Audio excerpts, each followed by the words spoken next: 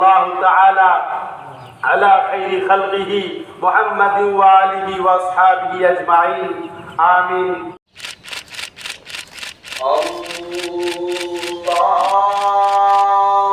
أكبر الحمد لله আজকে পবিত্র ঈদুল আজহা বা কুরবানির ঈদ। আজ থেকে প্রায় 5000 বছর পূর্বে হযরতে ইব্রাহিম আলাইহিস সালাম নামক একজন মেসেঞ্জার অফ গড বা প্রফেট ছিলেন।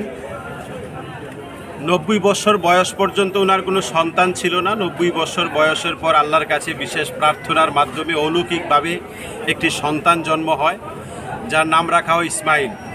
তার 12 থেকে 13 বছর বয়স হওয়ার পর আল্লাহর পক্ষ থেকে নির্দেশিত হন তার প্রিয় একমাত্র সন্তানকে আল্লাহর রাস্তায় বিসর্জন করার জন্য, কুরবানি করার জন্য।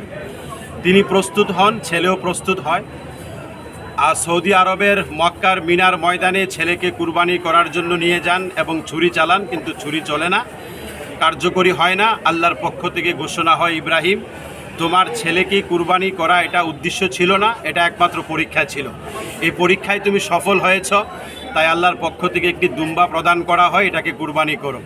আল্লাহ পাক এই কুরবানির প্রথাটাকে এত পছন্দ করেছেন, কিয়ামত পর্যন্ত সমগ্র বিশ্বের মুসলমানদের জন্য প্রত্যেক বছর ঈদুল আজহার দিনে এই কুরবানির প্রথাকে চালু রেখেছেন। তো আসলে মূলত আজকের এই কুরবানির দিনে বা ঈদের দিনে এটা একটা ত্যাগের উৎসব।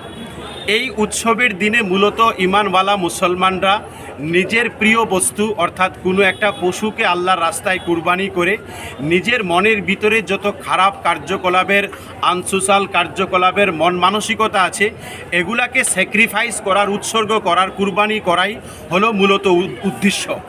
এই উদ্দেশ্যকে কেন্দ্র করে যখন একটা মানুষ কুরবানি করবে, মূলত একটা সৎ আদর্শ মানুষ হওয়ার এর একটা প্র্যাকটিস বা অনুশীলন।